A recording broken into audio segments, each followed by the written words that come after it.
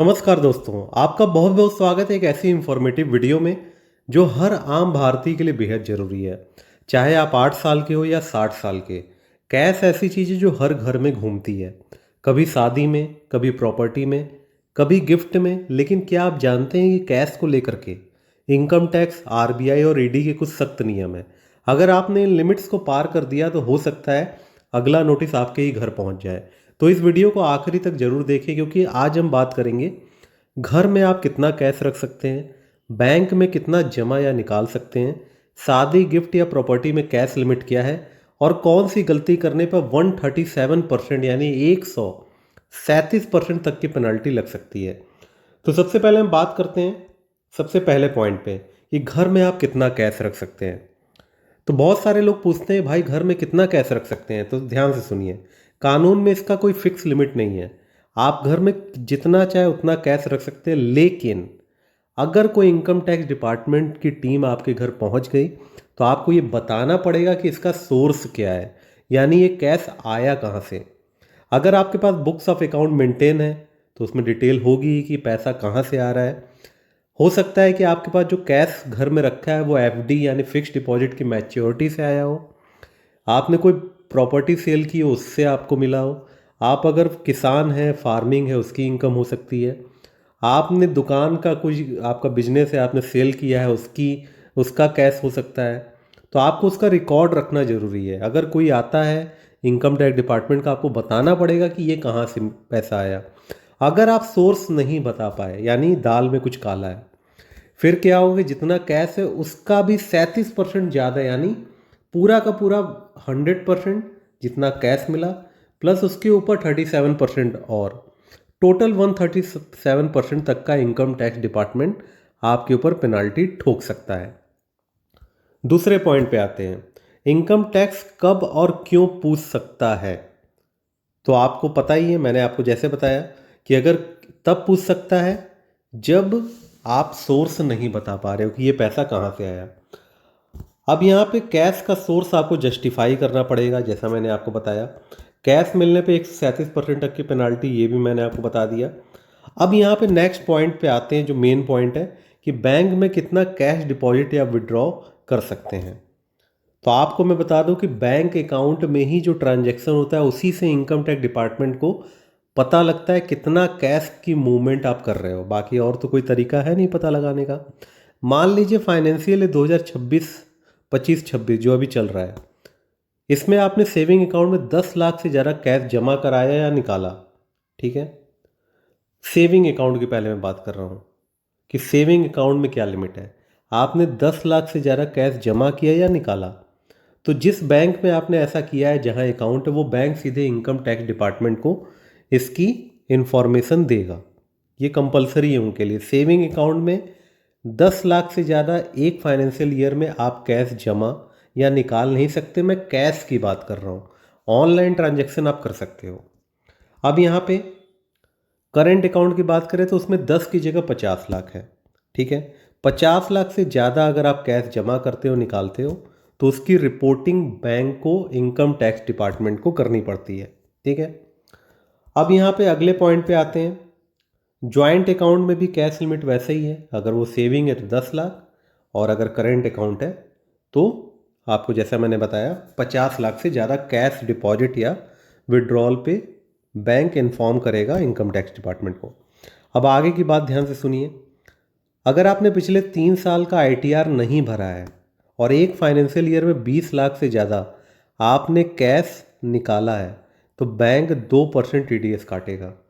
1 करोड़ के ऊपर अगर आपने निकाला है तो 5% टीडीएस वो काटेगा। ठीक है, अब अगले पॉइंट पे आते हैं। आईटीआर न भरने पर कैश ट्रांजैक्शन पर नोटिस का रिस्क है।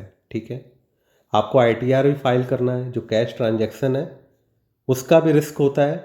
आपने लिमिट से ज़्यादा कैश का ट्रांजैक्शन किया है तो आपको नोटिस आनी ही आनी है। तो आपको आईटीआर पहली बात तो फाइल करना ज़रूरी है।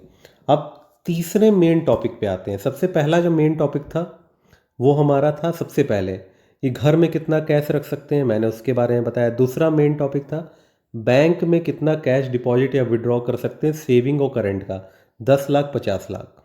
अब जो तीसरा मेन पॉइंट आ गया है कि शादी में गिफ्ट पर टैक्स और कैश की क्या लिमिट है। देखो, शादी में या तो आपको कोई सामान मिलता है, एसेट्स मिलती है, कार मिला, वॉच मिली, बाइक मिला, इस तरीके की चीज़ें मिलती हैं, या तो कैश मिलता है। दोनों पे अलग अलग नियम है।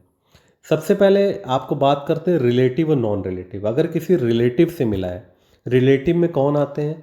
बहुत दूर के रिश्तेदार नहीं आते हैं। रिलेटिव का मतलब होता है, जैसे रिलेटिव का मतलब भाई बहन, माता पिता, हस्बैंड वाइफ, बेटा बेटी, मतलब एकदम मतलब पास के रिश्तेदार।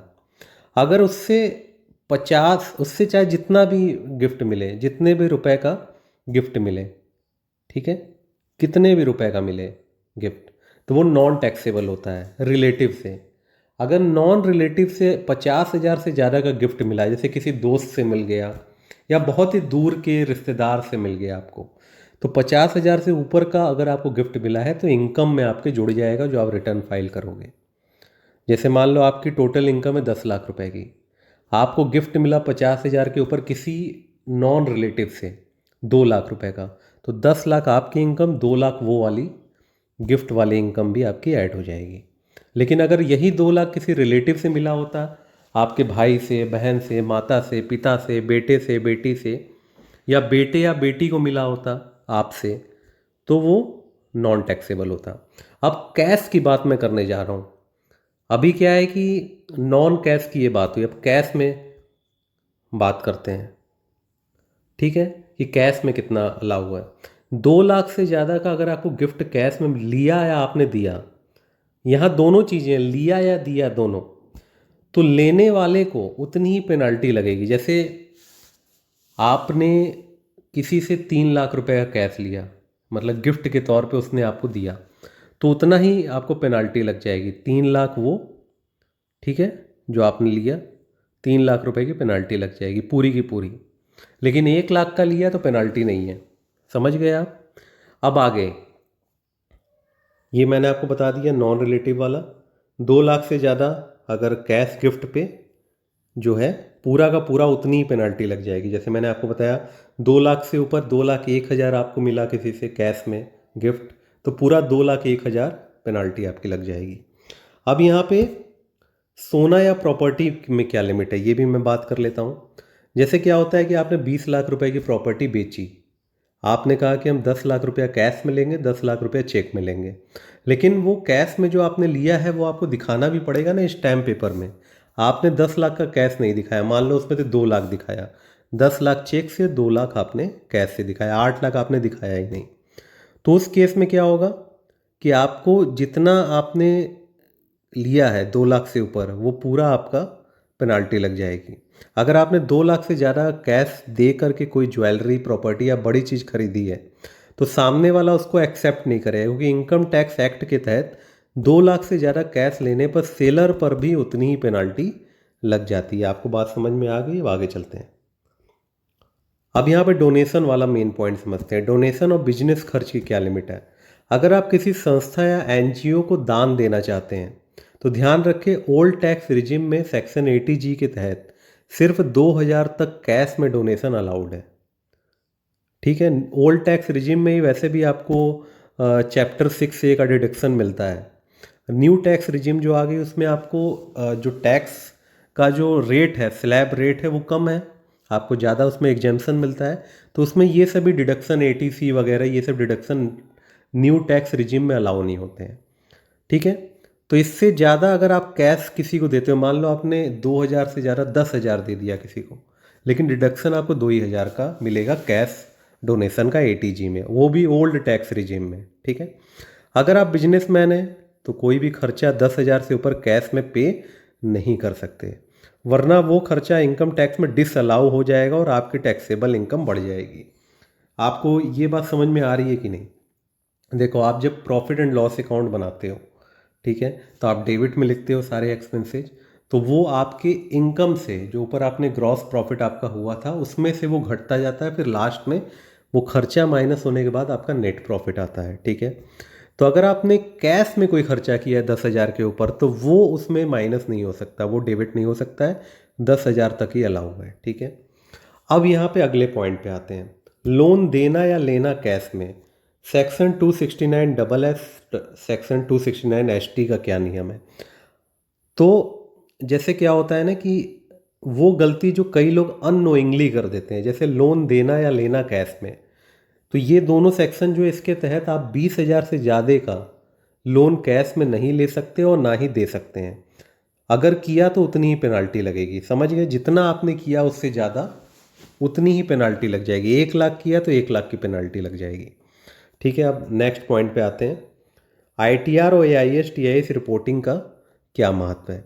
अब सवाल ये उठता है कि नोटिस कब आएगा। अगर आपको बात समझनी होगी, ये एआईएस टीआईएस इनकम टैक्स की वेबसाइट पे आपको दिख जाता है। वहाँ पे सारी डिटेल होती है आपके टीडीएस की, जो आपने एडवांस टैक्स पेमेंट किया, आपका सेविंग बैंक का इंटरेस्ट क्या है, वो सब आपके पैन से सारी चीज़ें लिंक है। तो वो सारी डिटेल वहाँ पे एआईएस टीआईएस में शो होती है। अगर आपने 50 लाख का कैश जमा कराया और आईटीआर सिर्फ 2 लाख की आपने भरी है, तो इनकम टैक्स डिपार्टमेंट को शक होगा। ऐसे में सेक्शन 143(2) के तहत आपको स्क्रूटनी का नोटिस आ सकता है। और अगर आपने आईटीआर भरी ही नहीं है, तो सेक्शन 148 के तहत इनकम स्केपिंग असेसमेंट शुरू हो जाएगा। इसलिए दोस्तों, हमेशा आईटीआर भरें, एआईएस और टीआईएस रिपोर्ट चेक करते रहें और हर कैश ट्रांजैक्शन का रिकॉर्ड रखें। तो दोस्तों, आज की अगर मैं बात करूं तो कैश आज भी किंग है, लेकिन स्मार्ट किंग बनी है। हर पैसा ट्रैक पर रखें ताकि किसी भी नोटिस या पेनाल्टी से आप बच सकें। अगर आपको ये वीडियो जानकारीपूर्ण लगी हो तो एक लाइक ज़रूर करें, कमेंट में लिखें जय हिंद, और इस वीडियो को शेयर करें उन सभी दोस्तों के साथ जो बिना सोचे समझे कैश में लेन देन करते हैं। हम ऐसे ही वीडियो लाते रहेंगे, इनकम टैक्स, जीएसटी और पर्सनल फाइनेंस से जुड़ी सच्ची बातें, जो आपकी जेब और बिजनेस दोनों को सुरक्षित रखें।